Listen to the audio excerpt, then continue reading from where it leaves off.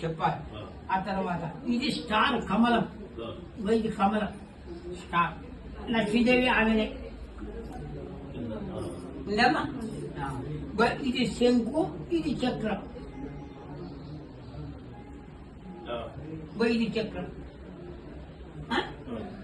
అయితే ఒక కన్ను కిందికి ఉంది, ఒక కన్ను పైకి ఉంది. చెప్పు.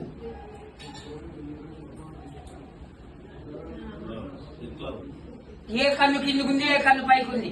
కుడి కన్ను కిందికి ఉంది, ఎడమ కన్ను పైకి ఉంది. ఇది పైకి ఉందే, ఇది కిందికి ఉందే.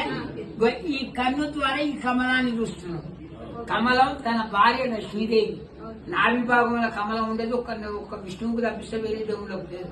అందుకోసం నరసింహస్వామి. అర్థమైందే. కన్ను చూస్తున్నాడా? ఒక కన్నుతోటి పిల్లలు చూస్తున్నాడు, ఒక కన్నుతోటి మనల్ని చూస్తున్నాడు. అది కొంచెం కోపం చేస్తుంది. కానీ మర్చిపోతే బాగున్నాం అట్లా కొట్టుకొస్తావు కాలేస్తావు. అటనా మనం ఏం చెప్పింది? అవునా?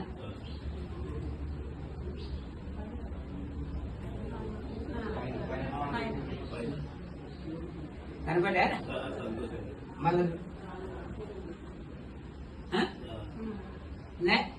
శరీర నిండా పూలు ఉన్నాయి.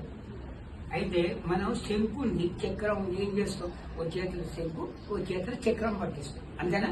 దేవునికి అలంకారం. లేకపోతే నా ఇష్టం వచ్చేది పెట్టుకుంటాను. నేను రెండు ఒకటే పక్క పెట్టుకోలేదు. ఇది శంకు, ఇది చక్రం.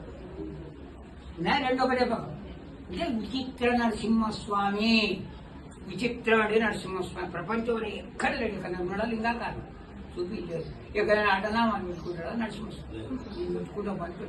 అందుకోసం దీనికి ఇంత ప్రాముఖ్యత. దీన్ని దైవభూమి అని పిలుస్తున్నారు.